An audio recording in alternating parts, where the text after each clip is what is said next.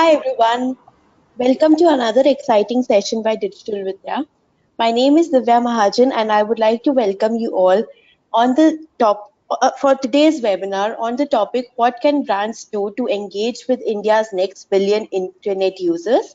If you are joining in for the first time, you all are on mute by the tool itself. So if you want to contribute to the conversation happening, feel free to ask any questions in the questions panel on the right hand side. We'll pick up all your questions after we are done with the presentation, which will take around 40 to 45 minutes. And for leading today's session, we have Vikas Tawla. Vikas is the co-founder of India's leading digital marketing agency, SocialBeat, and India's largest influencer marketing network, Influencer.in. He is also the member of Facebook India SME Council, and he is recognized as top 100 digital marketers by Paul Writers and is awarded the most influential digital marketing leader by CMO Asia. So over to you, Vikas. Please empower us with your knowledge. Thank you so much. Sure. Thanks so much for that, Divya. Appreciate inviting me over, and thanks Digital Vidya for having this lovely webinar. So hi everyone. So over the next about 30 minutes or so, we're kind of going to run through, what's really happening in the internet space in India, and how can brands leverage it? Because there are a lot more Indians who are going to be using the internet for the very first time, and that's really what we're here to talk about. So I hope all of you can actually see my presentation here. So this is going to be the agenda for the day, which is we'll talk first about the penetration itself, what's really happening to the internet and digital penetration here. Moving on to how do brands need to start looking at mobile first approach, right? Because a lot of it is moving there, and we'll talk a bit about the data as well as examples of how you can do that. One thing that's definitely happening with first-time internet users is that voice searches and voice and assistants overall are actually being used a lot more. So that's the third piece we'll talk about. Fourth is video, which I think we all know is growing. I'm going to touch briefly upon that. And finally, on how regional content and a regional and multilingual strategy actually works really well on digital, which is something that a lot of brands have been ignoring for the last few months and years. So with that, I'm going to quickly, show you some visuals that really drive home the point, right? And if you look back at 2005 when the Pope passed away, this is how the visual looked like. And you fast forward that to 2013, and this is what it looks like. And to me, this visual is a representation of where not only India, but the entire world is moving to, where a lot of the data consumption, a lot of the internet consumption is happening on handheld devices. And that's fundamentally changed how marketing and digital marketing really works for brands. But if you look at the penetration itself, the number of internet users in India, even by the most optimistic estimates, are not more than 450 million. Which means if you assume that our population has increased to about 1.3, 1.4 billion, you have almost close to a billion Indians who still don't have access to the internet. But that's starting to change, and that's going to happen. But at the moment, only about 30% of the country actually has access to internet. To us, that's exciting. That's an exciting time to be in the digital marketing space. But it also means there is a huge opportunity ahead of us. And if you look at a lot of this is actually happening on mobile, right? And a lot of the growth, even in India, has come only in the last 7 to 8 years. In fact, if just in 2010, our internet penetration was just 7.5%. Today, we are closer to 30 to 31%. And that's happened just in less than a decade. And you can imagine what's going to happen in the next 10 years or the next 15 years. So the growth is only going to be exponential from here onwards. I'm quickly going to show you figures of each platform to drive home the point that they haven't reached saturation levels yet. Facebook at the moment has roughly about 240 million users, of which 66%, according to their official stats, are active on a daily basis. But what's amazing is that about 97% of these users are actually using the internet or using Facebook actually on their mobile, which fundamentally changes the way you look at the platform as well. And I'll cover some of those points in the future slides too. Uh, but it's no longer, people don't use Facebook on desktop. Very, very few people actually use it on the desktop at the moment. WhatsApp is another platform that's really been immersive in India, right? They're almost equal to Facebook's user base, but they're growing at a much faster pace. And because it's also meant for messaging and one-on-one conversations, it's the amount of conversation that happens on that platform is phenomenally higher. There are about 50 billion messages that are actually exchanged on WhatsApp on a daily basis. So, and there's no other platform in the world that has managed to create such amount of conversation in a single day across the world, and that's purely phenomenal of this platform. uh, I'm going to talk about three other platforms. One is Instagram, which is still relatively small, roughly about 50 million users in India. But again, in the Facebook stable, this is one of the platforms that's really growing and standing out, both in terms of amount of time that users spend on the platform, as well as the growth of the platform itself. Uh, LinkedIn, on the other hand, has also scaled up. I think about 4 years ago, they were at a user base of about 18 million. Today, they are, in fact, I spoke to somebody a couple of days ago. I think they're closer to 50 million now, and rapidly growing as well. So, it's really scaling up quite quickly too. And we're also seeing this being used more effectively for marketing. Uh, to a large extent, it was being used more from the talent side and from the employer brand side. But we are putting it to use to actually even look at, actually marketing solutions as well.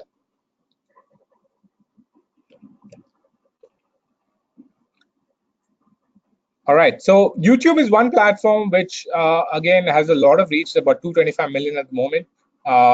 And I'm going to share some YouTube stats in the later slide, and you'll be amazed at the kind of consumption that's happening on that platform. And a lot of it is a lot of the consumption on the internet today is video consumption. And a large part of that is coming from independent platforms and YouTube included as well. But if you put India in perspective, right? So a lot of it is still going to happen. There are, of course, about close to 1 billion mobile phone users as per the Telephone Regulatory Authority. But at the same time, the internet users are still only about half of that. So there's still a long way to go in terms of the entire population or the entire country actually being connected on the digital platform. And a lot of this growth has actually come from Geo. When Reliance Jio launched, we've seen a phenomenal increase in the number of subscribers, both for broadband and for internet, uh, and for mobile internet as well. And it's been a phenomenal growth, especially coming in from much smaller towns. And this growth is actually going to increase further as the cost of data actually starts coming down. And we've already seen that across Airtel and Vodafone and Idea, they've all cut down their prices for data, and that's really driving a lot of the internet growth that we are seeing as well. So we feel it's an exciting time to be in the space because this is when it's starting to explode. It's not reached saturation yet, which is actually what a lot of people still think, but it's a long way to go. And the very first thing to keep in mind is how does your entire marketing strategy or digital strategy actually keeps in mind that it needs to be mobile first. And one of the reasons why I say this is also because 80% of people using the internet in India are actually using it from their mobile devices. And this is stats from both from World Bank as well as from a report, which is the Mary Meeker report, which I've linked below. And it's one of the highest in the world. That means a lot of these users are not even seeing the PC or laptop. They're straight away moving to the mobile device and using the internet, which means the experience that we create for them, be it on social media, be it on our websites, be it the apps, be it on search, wherever the touch points are, it needs to be mobile first approach. And I'll share some examples of that as well. So one of the things we definitely look at is, be it a website or a landing page or a web experience, it needs to have at least elements that are mobile focused. And today we actually recommend brands that you should actually create your wireframes, create your designs, create your experience on the mobile first, and then look at how you approach whatever brand asset you're trying to create. And this is a quick example of how a real estate company has done it, where there are sticky buttons at the bottom to allow for a much better experience on mobile, which may or may not be there on a desktop version. But this has been designed keeping in mind how a user would react and experience on a smaller device. One of the things we've actually seen is the speed of the websites and speed of apps as well, right? And this is a quick example of the new framework that Google had launched some time ago, which is called the Accelerated Mobile Pages. And this is a framework that allows the website to load much faster. It allows your landing pages, it allows your blogs, it allows any web page and web experience to actually load much faster. And we've seen phenomenal results come out of it. And these are just sample numbers of, I think, 3 or 4 cases that we tested ourselves. But you can try it out for yourself and see, the impact that it has on your website. And you can see a quick example of how quickly this page loads. And you can apply this both for content, for your brand assets, for any campaigns that you're running. And we definitely recommend that the experience you provide on mobile needs to be fundamental to any campaign or plan that you're actually making. And we're seeing more and more platforms actually creating an integrated experience within their own platform itself, be it Facebook, where there are form leads which you can quickly fill up. We also had recently Truecaller. So Truecaller, again, is an interesting platform which has crossed over 100 million users. And they are a platform that's actually also integrating an experience where you can actually capture a customer's data within Truecaller itself. And it's an interesting platform again. And we're seeing a lot of mobile platforms trying to make sure that the experience is seamless, be it LinkedIn, be it Facebook. So, and that's something we keep in mind as well, that it's not always important to bring your customer to your brand asset. You can actually have the initial contact within the platform itself, and then speak to them to take forward whatever needs to be done. And this is highly relevant, especially for brands that want to generate inquiries or leads as well.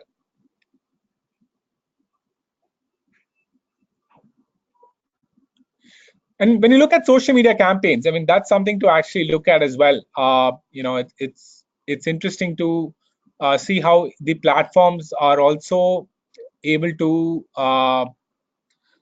really look at what this mobile space is doing, and actually, so there are new features that each of these platforms bring out. So for example, the press and hold feature which Facebook has is very interesting and very interactive, and again, it's only a mobile experience, and you don't have that experience on the desktop. But there are different features that each of these platforms are going to bring out which are mobile first, and it's up to you and your brand to really kind of look at how do you leverage that and take it from there.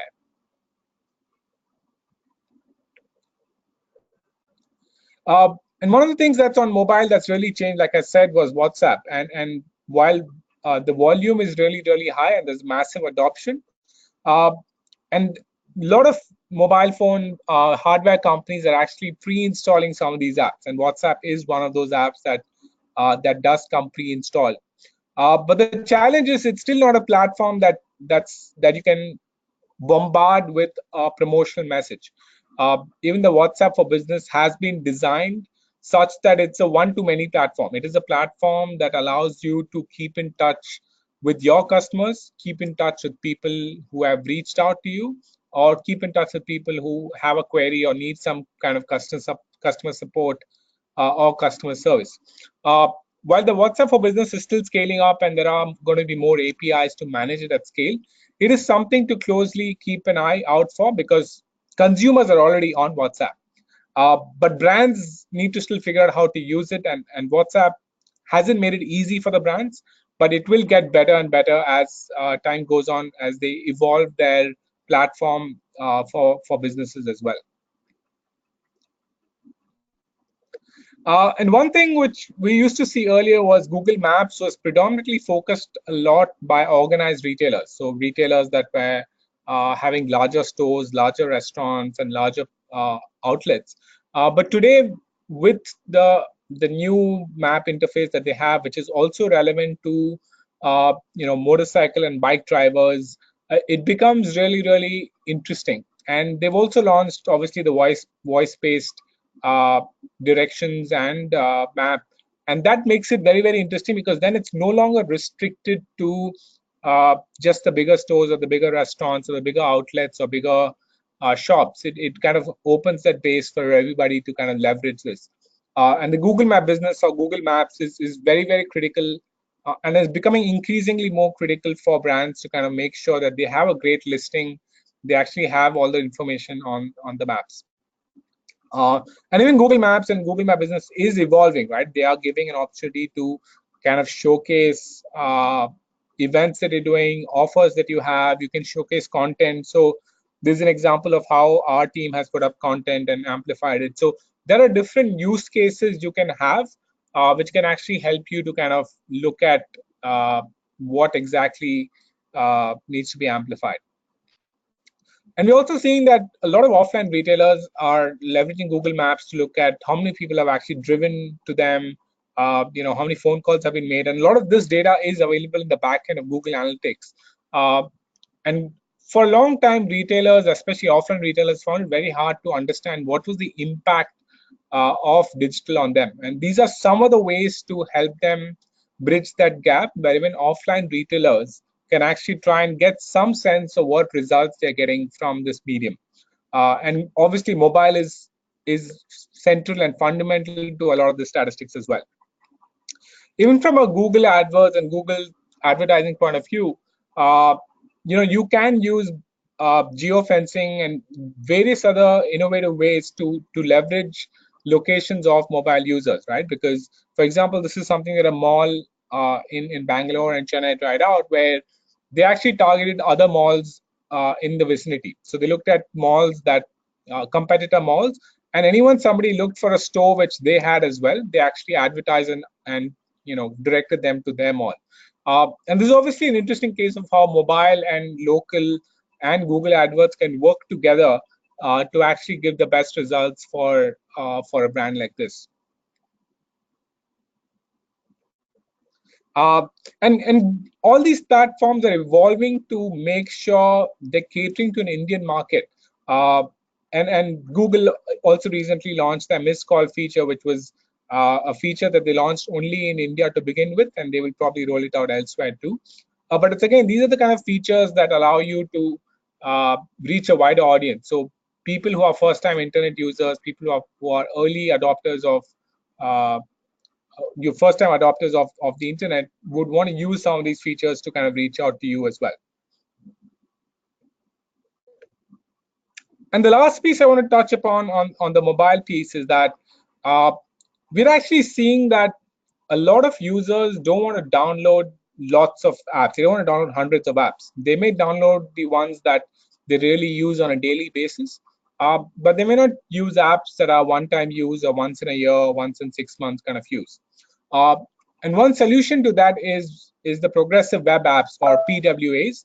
And we're seeing a lot of brands actually moving to this. We already have seen some of the larger brands like Make My Trip and Book My Show and many other brands actually trying to move to this, because then you're also not restricted to any one platform. It could be Android or iOS.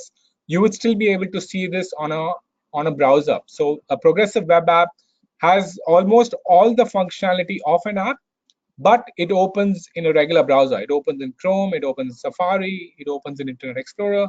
And that really is what makes it interesting from a brand's perspective to invest more in progressive web apps rather than on native mobile apps, because we feel that the progressive web apps are actually taking over more than native apps. Uh, so that's the last side on the mobile piece. So having a mobile first strategy is, in our view, one of the first and foremost things to look at when you look at the new set of users that are really coming online.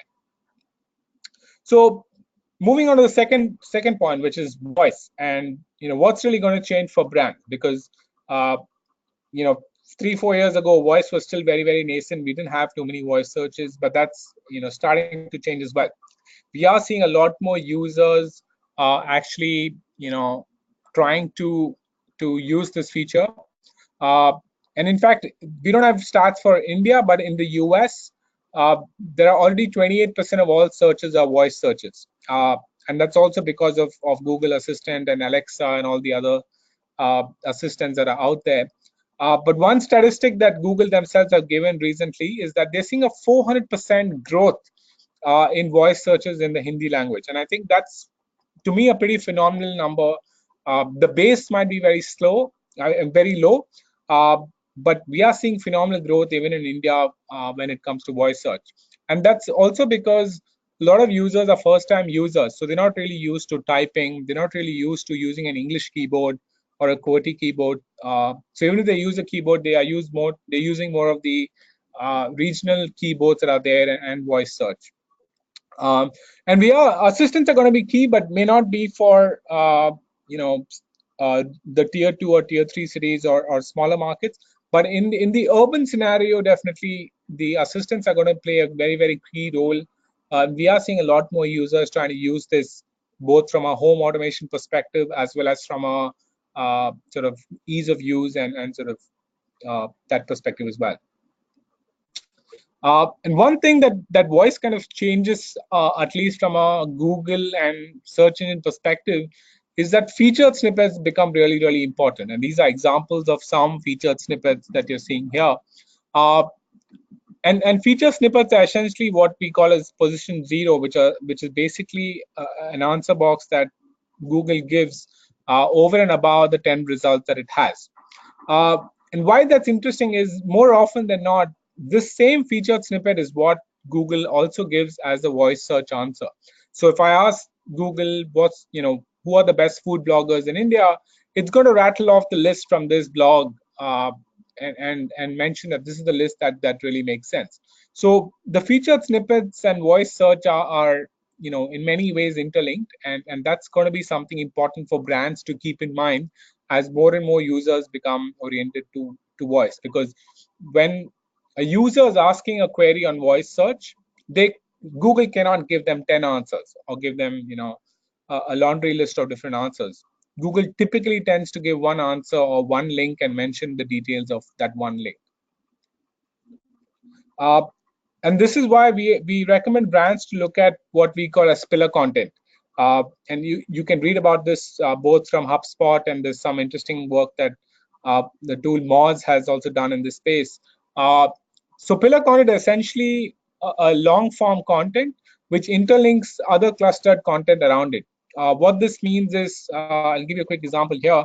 Uh, is of a real estate company where they're talking about how can an NRI actually buy a property in India. And what they've done is they've created a 6,000 piece article, and they have interlinked lots of other articles that they've written for NRIs, and given interlinks from here to those blogs. So this becomes in some ways the mother blog or the pillar content, and you have lots of other smaller blogs that are linked out from here. And it also, these are the kind of pieces that actually get shown as featured snippets. These are the kind of articles that have a better experience. They have, people spend more time on this page, so the time on site goes up. So across different parameters, more in-depth content and pillar content is what really starts working for brands. And that's something to kind of look at from a search and voice perspective as well. And Google is also looking at and sort of expanding their voice search into multiple languages. They've already launched for these 11 languages, but they're also looking at launching for more as they go along. And Hindi is what they're seeing really grow quite fast for them. And uh, especially in smaller towns, this is something interesting to watch out for and see what trends we're really seeing from this. So the third piece we're going to look at is the video piece, and I think that's a piece that many of us know is growing and really exploding at this point in time. And one of the reasons that's happening is since Geo launched, there's been a 9 times growth in data usage. That means, and you can see the graph for the previous years, right? It's relatively flat. Yes, there was growth, but there was nothing exponential until Geo came, and that growth is likely to grow further, and we're seeing some phenomenal, usage coming in from here. Uh, in fact, last week, Geo announced their, results in terms of revenue, and they also gave out this data that on an average, each of their users are actually using about 10 GB a month. Uh, and what this doing is that a lot of users are getting used or accustomed to using this data, right? Earlier, they had to pay for this data through their nose and they didn't want to pay for it. But now that the data is cheaper, they are paying for it and they're using it and they're getting, in many ways, hooked on to that data and consumption of video and other content. Uh, and we attended the YouTube brandcast that happened last month in Mumbai, and these were some of the key learnings there. Uh, One of the things that we found amazing was that 90% of the video content consumption on YouTube in India is not in English. So it's obviously happening with regional languages, be it Bengali, Telugu, Tamil, Hindi, Malayalam, Marathi, and lots of other Gujarati and other languages as well. And that's something for a brand to keep in mind, that your consumers are consuming content in their preferred language. It may not always be in one language. It is a varied country with varied interests and varied habits, and that's something to keep in mind as well. A lot of this growth is coming from smaller towns. It's coming from uh, audiences, between the 20 to 40 bracket is where it's coming from. And we're also seeing new features that YouTube is bringing out. So they've launched something called the Director's Mix, which allows you to customize and personalize content at scale. I can send links to that along with the presentation as well if anyone wants to learn about that. Uh, But one thing to keep in mind in terms of video, especially for uh, digital, is yes, it should obviously storytelling and bringing out a story is very important, but the format is also very important. And Facebook and Instagram obviously prefer a square video, and the formats are very different. Facebook prefers much shorter videos compared to YouTube.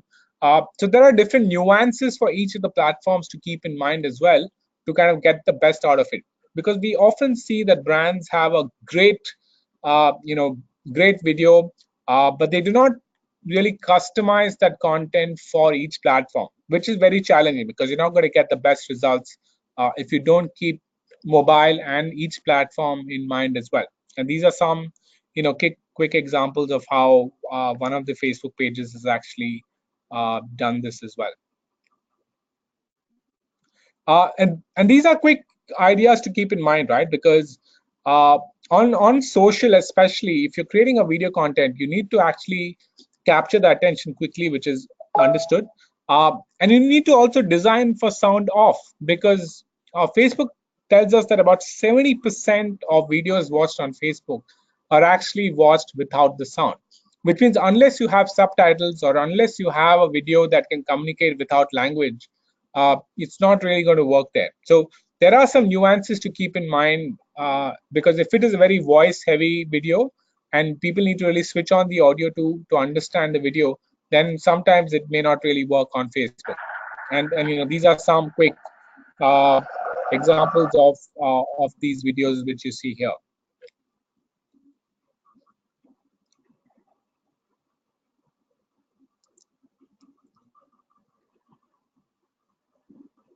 So you can see here that the design for sound off video actually has captions that really, tell you what's happening in the video even without you actually hearing it.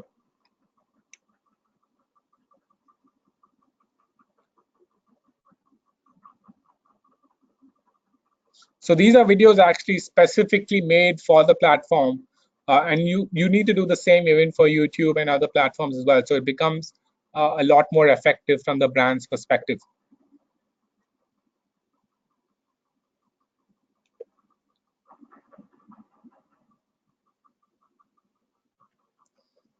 When it comes to YouTube, for example, one of the things to keep in mind is definitely the thumbnails itself, right? And I think we've seen some great results come from just making this one change, because it not only improves your click-through rates uh, on YouTube search, but it also influences ranking overall, and that's something to kind of keep in mind. So each platform has its own uniqueness, and obviously that's something to kind of keep in mind when you look at this. Even in terms of the kind of titles, the kind of tags, how do you really optimize it? So there are a lot of things to keep in mind. And often brands just upload the video and expect it to deliver. But if you don't do these basics, it's kind of very difficult to get the right results.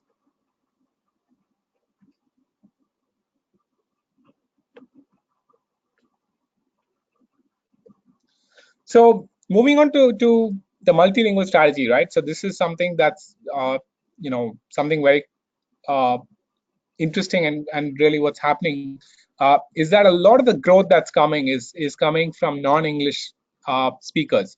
While they may or may not know English, their first preference is a language of their choice, which is either their mother tongue or the geographical location they are in, the language that's being spoken there. So that's really, and this is data directly from Google, that as per their estimates, they are seeing a far higher growth for Indian languages that's coming through.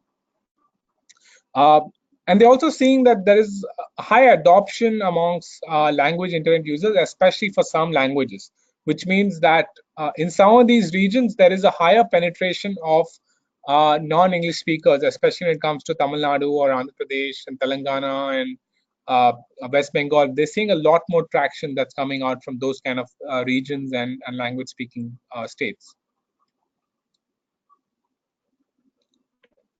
And we've done multiple tests to understand if we create the same content in English and we create the same content in other languages, what is going to be the impact?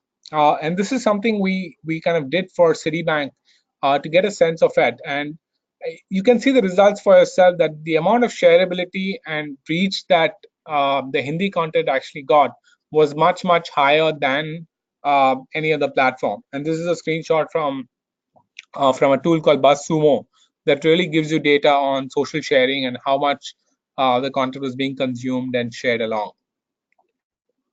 And we've done this across campaigns, right? So this is again a campaign that was done in Tamil, uh, and we actually reached Tamil speaking audience globally, and that really helped this campaign reach a much wider audience.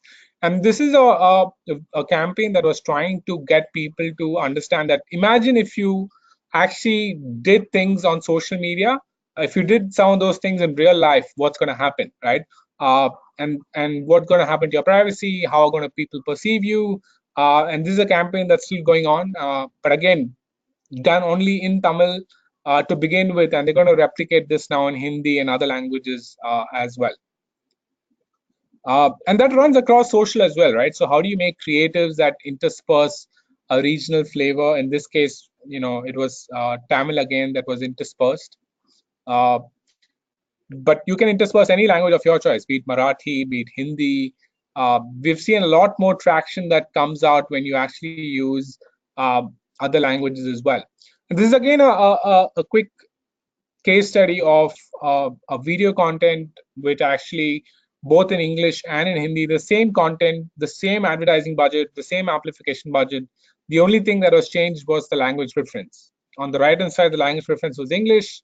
On the left hand side, the language preference was Hindi. And you yourself can see the amount of engagement and sort of shares that it got. And that to us is an indication of things to come in the future as well, that a lot more users are expecting content in other languages, and that's what we need to deliver to them as well. And this runs across even any kind of advertising that you do, any kind of paid advertising, be it on LinkedIn, be it on display, be it on search, be it on Facebook. You should intersperse it. And now Google search is also launching multilingual search ads, so that's something to kind of explore and try out for yourself too. These are examples of Kannada and Marathi that you see here. Uh, And I've also given you know, it's a very text heavy slide, but it's a case study that we did with Google to show the kind of results that you can get from a multilingual strategy. And this was a case study of the Google Display Network and how we got 90% higher leads and got a much higher volume with a 60% lower CPL by using vernacular ads and vernacular landing page. And one thing we often see brands is that even though they use vernacular advertising, their main experience on the website is actually in English, and that beats the purpose. But in this case, what we did was to have a complete experience that was in a multilingual approach. So you had the landing page that was in that language, and that if you call the number that was on the website, you would again speak to a person who would speak that language. So the call center, the landing page, the advertising, and the audience were all synced to make sure that the approach was really working right. Uh, so I'm going to kind of quickly sum up here so that we have a little bit more time to actually take questions. Uh, so one key takeaway is that the formats are going to change. Earlier we had search, we moved on to images, we moved on a lot to videos. The future is going to be VR and AR, and we are going to see a lot more things that are going to come out. But the key really is to keep all users in mind, and especially users who are going to be using maybe not such a great phone. They may be using a basic phone. They may be having a 3G connection and not always a 4G connection. So you need to keep some of those in mind when you design these strategies, because things are going to be changing and it is going to be ever evolving in the digital space. Uh, and these are the 5 key takeaways from my side, right? So one is that you need to always think mobile first, be it from the kind of concepts, be it the campaigns, be it your website or landing page wireframes, your progressive web apps, or even the kind of content you're creating. Is it mobile friendly in terms of the fact that it's bite size, it's smaller, it's easy to consume. Uh, Second is the speed and the user experience. You need to be able to cater to internet connections that may not always be fast. And because the more deeper you go into India, the internet connection does get slower and slower. And many of the first time internet users are using low end phones, which means you need to have an experience that loads fast, because otherwise you're not going to be able to really engage with them. Third is think multilingual, which I think I've shown some case studies, but the best way to actually try it out is to do it yourself. But do try out a multilingual approach for whatever brand that you're working with, and see how it really works out for you. Uh, Fourth is video, right? And I think storytelling is definitely key to videos. Though what I shared in today's presentation was more about the kind of nuances of internet and digital videos. But storytelling and making sure that your videos are digital friendly and platform friendly is definitely something to keep in mind. And the last thing is that with the advent of voice, you're also going to see a lot more communication platforms, messenger platforms, chatbots that are going to grow. You need to see and find out ways to leverage them from now on, because this is still early days for voice, early days for chatbots. It's a good time to kind of get into it and see how you can leverage it, because as more internet users come on board, you have an opportunity to be with more consumers. And that's really one of the things to kind of leverage as well.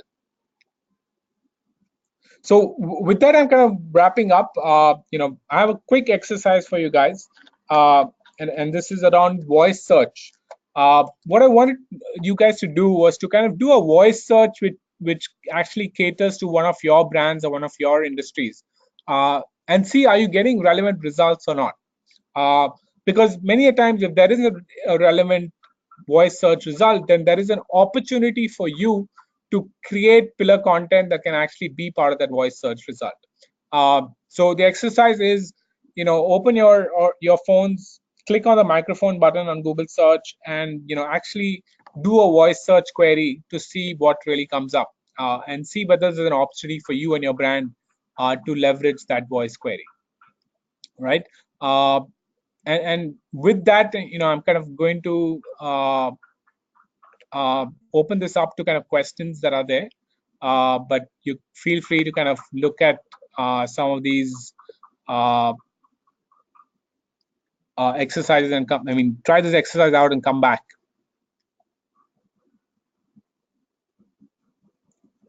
All right. So I can see there are a couple of questions here. Thanks, Vikas, for taking up the session. I'll read out the questions for you so that it will be easy. So, everyone, you can just put in your questions in the question So I'm going panel. to start with the questions that just came in. So how do you think AI is going to impact marketing for brands? So I think AI is interesting, and I think there are a lot of things that are actually evolving in the AI space, be in terms of machine learning to allow you know the technology to actually take over the marketing, be more predictive, be more data driven. And I think that's something to kind of keep in mind for the entire piece. But I think it's still very nascent in India. There's lots more that will come through. We're not really seeing too much innovation yet on it, but definitely there are going to be things that will come on the AI front.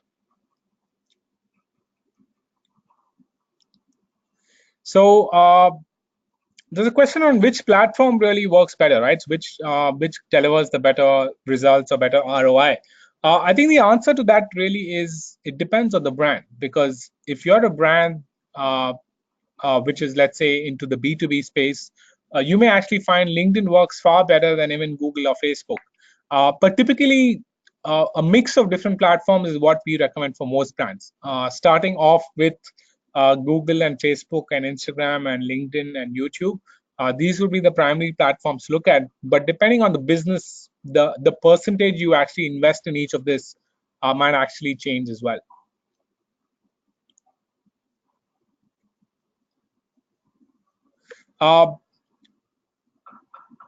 Uh, you've asked, so you said for real estate companies, which really works best. I think so. Real estate companies, we've done a lot of work in that space. I think it's again a mixed bag, but typically we would invest about 40% in Google, about 40% in Facebook, and the balance in other platforms, including LinkedIn. We use a platform called AdGebra to reach out to a multilingual audience. So it really depends, but it would be a mix of Facebook, Google, LinkedIn, and AdGebra. And sometimes also platforms like Columbia and Yahoo, which actually give you a far higher reach as well.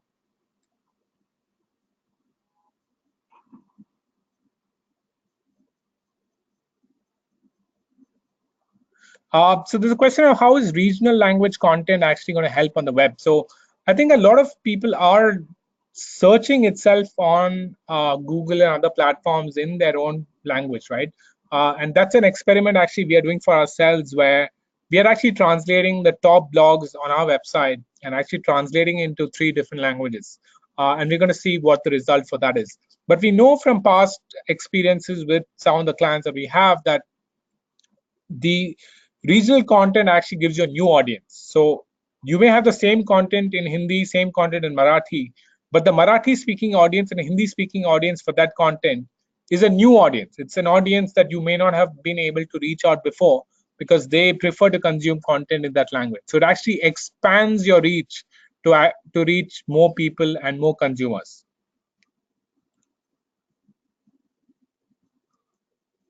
I see a thing on Facebook has become completely commercial. There's a question from Asna Goel. There is negligible brand engagement from customers. Any suggestions on improving that? It's an interesting question. I think it's not just Facebook. I think all platforms are getting crowded. They are actually, there is limited real estate space in all these platforms, which means there's going to be a battle for brands to be on top. And that essentially means your content needs to be far more engaging. It needs to be far more interesting. And we actually recommend that you put out less content on these platforms, but make sure that each content piece that you put out there is engaging, it's share worthy, it's something that your consumers will actually take up.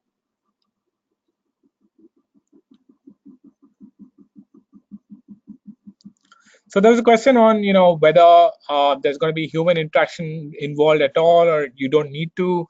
I think it's not that human interaction is going to go away, because if you look at any kind of problem solving, the technology can only solve it to a certain extent. but there's always going to be someone who needs to solve the final leg of it or the final piece of it. So the customer care industry or the customer service industry is going through a huge change because a lot of it is getting automated. The common problem solving, the common problems and tasks are getting automated. But you will see a lot more, uh, uh, you know, move in that direction where companies are using chatbots and automated tools and AI to actually solve customer problems.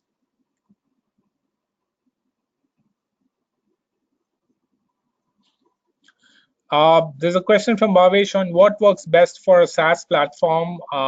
It's a B2B and B2C platform. Again, it depends on, if it's a SaaS platform that consumers are aware of and searching for, then I think Google might be a great place to start. Uh, from the B2B angle, LinkedIn might be a very interesting platform to start with. We are seeing some really interesting results from LinkedIn, both from LinkedIn InMail as well as LinkedIn sponsored content. They also now have LinkedIn video promotions. So there's a lot of things that are interesting that are coming through on LinkedIn as well. So for a SaaS platform, even from uh, if you want to actually look at business owners, it's a great place to actually do that.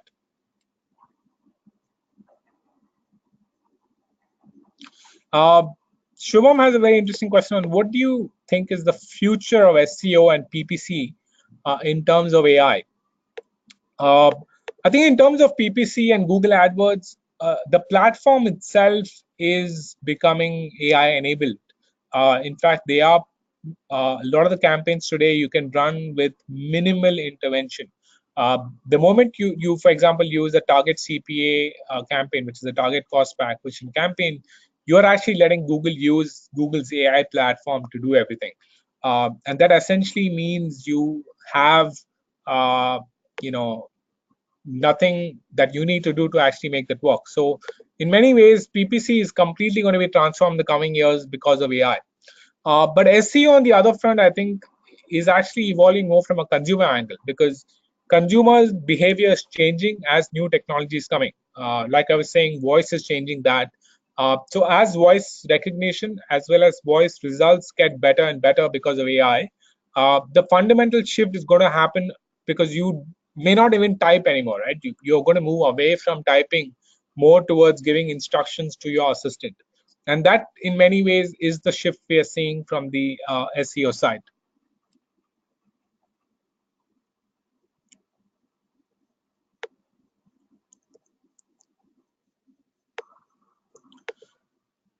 Uh, so, so there's another question on which are the platforms which we need to leverage on digital apart from search engine. So search engine is only one aspect of digital marketing. We typically mention that you need to have a more holistic approach. You need to have social media, you need to have search engine, you probably need to have content and sort of have a strong either YouTube channel or a strong community on other platforms. So usually it's a mixture of multiple avenues that bring it together.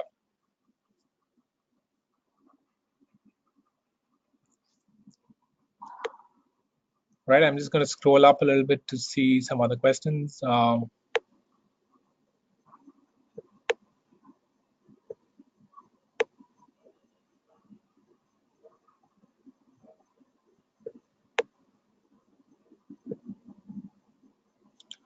Dhruv has a question on how does digital penetration help the digital agencies, right? And I think it's a good question. So digital agencies are sprouting up everywhere because the potential is huge. The market is actually growing. A lot of brands are actually moving away from traditional mediums to the digital medium. So there's a lot of exciting things happening on that front. But that also means that each agency needs to see what's different about them, what's really unique about them, and see what needs to be done there. Sonam has a question on should a brand invest in email marketing? This is not something that I touched today, but I think email marketing works well, especially for customers that know you. Uh, we're seeing some great traction coming in when you want to do lead nurturing, when you want to do content amplification. I think those are great use cases for email marketing. Uh, we haven't seen it work too well for a new audience. That means you actually acquire a database and then sort of shoot out emails to people and tell them about who you are. I think that's kind of on the way out. We're seeing less and less of that.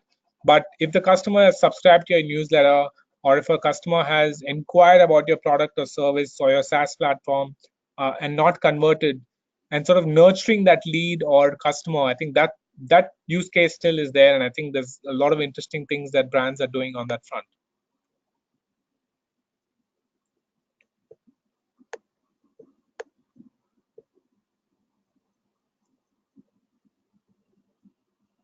Mohit Tanwar has a question on how do you think that we can transfer brand knowledge sitting in conventional ATL and creative agencies to digital agencies? And Great question, Mohit. I think this is something we often think about ourselves, that creative and ATL agencies have worked with brands for 15, 20, 25 years, but they don't understand the digital medium. And which is why we see a lot of creative agencies and digital agencies coming together either to partner and deliver solutions together or get merged or acquired. And I think a lot of the larger creative agencies are acquiring digital agencies so that this can actually happen.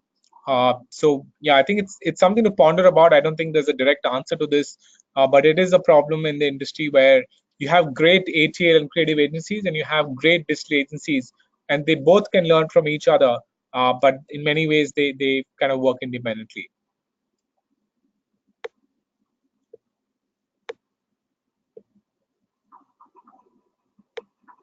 Uh, Abhushan Karki has a question on conversion. So his question is, uh, digital penetration is happening in rural areas, but how about the conversion? So our customers actually converting from these places as well.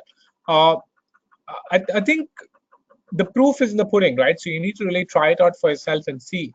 But we've seen some great results come even from smaller towns. In fact, we've run some interesting campaigns in Northeast where the audience size is very, very small. Uh, but that also means that not too many brands are actually leveraging their audience. And we actually got some phenomenal results for one of our B2B clients in the Northeast. And I think that's just a quick example. So they actually sell roller doors. They basically sell shutters and roller doors to retailers. And we were actually able to reach out to retailers and shop owners through the digital medium and actually made them customers. So, it does work. I mean, the audience is there digitally. It's for you to try it out and see whether it really works. But keep in mind that digital is only 30%, right? So the penetration is only 30%. That means there's a large part of the audience that's not digital yet, which means you still need to reach them through your traditional medium, through your print, outdoor, television, and the other mediums that exist today. Vajit has a question on healthcare, right? So his question is, what are the three major sort of activities that a healthcare company should do in the digital space? I think that's a great question. So healthcare companies are a little unique in the sense that uh, patients and users have a lot of questions around the healthcare space. They have a problem. They want to know what the answer to that is. So content and having great content is actually very, very important. And we're seeing a lot of interesting video content come in the healthcare space, be it questions that doctors can answer, and sort of looking at what are the commonly asked questions that patients have and answering that. So content is definitely key. Two is search. So there are people who are searching for a consultant, searching for a surgeon, searching for, which doctor can solve my problem. So search is definitely one key area. And social media in terms of lead generation doesn't always work for healthcare because it's a long gestation period. So social needs to be looked at from a perspective of being able to have top of mind recall and being able to build the brand. But social media is the third last piece that a healthcare company should probably look at as well. Uh, Neetu Korean has a question about what are the top three industries investing in digital marketing. Uh, I think retail and FMCG is definitely the number one. We are seeing a lot of investments coming in from that industry. I think the second would probably be BFSI and finance. So a lot of the banks, non-banking financial companies, mutual fund companies, investment managers, and things like that. And the third would probably be I think a mix of automotive and real estate. They spend a fair bit of money digitally as well. Satrunjay has a question. Does social media work for insurance? Yes, absolutely. We have multiple clients in the insurance space where we've helped them both with NFOs as well as with getting customers to actually take up uh, insurance and mutual funds, both on both fronts. Actually, we have seen some great success come, and a lot of the travel insurance policies, health insurance policies are now sold online. So there is a segment that's completely moved online, and there are some segments that are still evolving from the insurance sector, which are yet to go online. Uh, Hussein has a fundamental question: why do we need mobile websites at all? Uh, so Hussein, you can actually have a website which is responsive. So you can have one website which is responsive both to mobile and desktop. But the point I was trying to make was that you need to make the website mobile first. That means the experience on mobile is spectacular. It works really well. It kind of converts customers, because that's probably where 75 to 80% of your customers are. For some B2B industries, the mobile customers may be in the range of 50 to 60%, but for most consumer brands, it's upwards of 75%. That means your consumers are actually seeing you on the mobile device. So that's really where you need to be spending your effort on and sort of looking at how do you actually leverage that.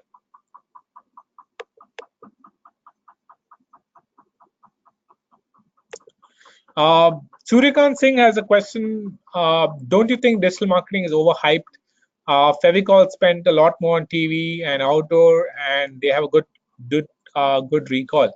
Uh, I agree, Suryakant. So digital is a bit overhyped because digital is still growing. It's not grown to the extent that television has grown.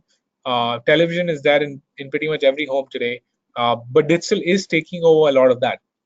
In fact, I personally haven't seen regular television for the last 6 months because I have enough content that I can see on demand on Netflix, on Hotstar, on other platforms that I don't need to switch on regular television. So a lot of the audience, at least in the urban scenario, is moving away from television, and that's really why digital needs to be one of the elements you invest on. At no point am I saying that digital is the only thing you should invest on. Digital is one part of the puzzle. You need to have digital, you need to have PR, you need to have television, you need to have outdoor. That's really when you have a all-round surround sound that really works for the brand, because otherwise you're not reaching your customers where they are.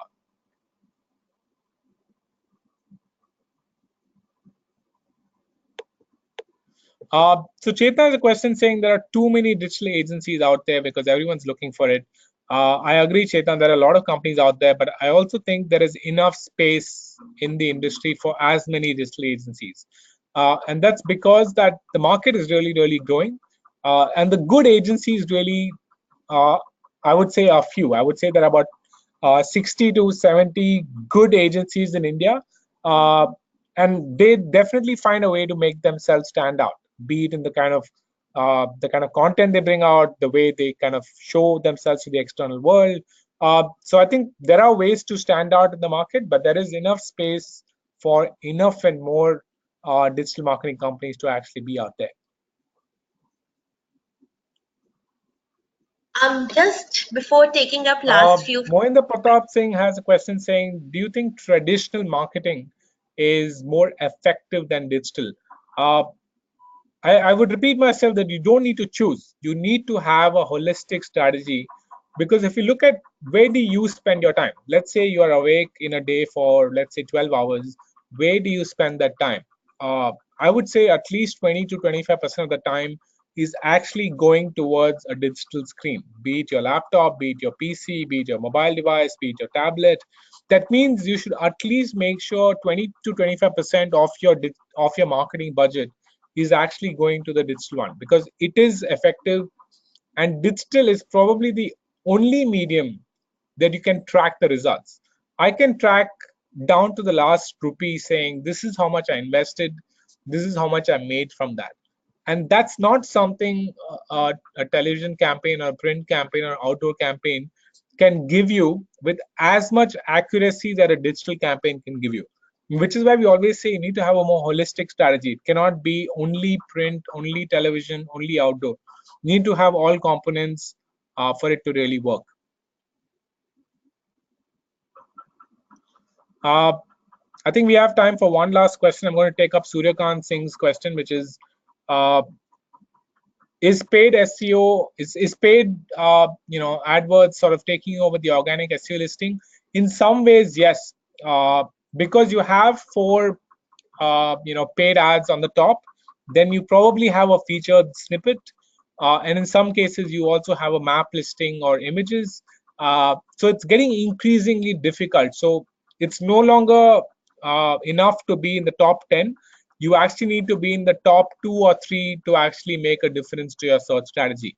And while that's hard, and it's getting harder and harder, that's the reality of life. The real estate on that space, on that search result page, is reducing, and you need to find a way to make your content better and better over the coming years to really stand out on that. So with that, I'm actually kind of going to close this out. Once again, thanks so much for the opportunity, Digital Vidya, and thanks Divya for getting this entire thing up and running. I really enjoyed this, and I think the presentation is going to be sent across to everybody. So if you have any questions, you can feel free to reach out to me. My email ID is given here as well. With that, it's been great chatting with all of you. Thanks so much, everybody, and pleasure being on this webinar. Thank you so much, Vikas, for joining into the session and giving us such a valuable learnings. And for people, we have got one poll to share if you are interested in digital marketing course with us. And thank you so much, Vikas, and everyone for taking your time out and joining us for the session.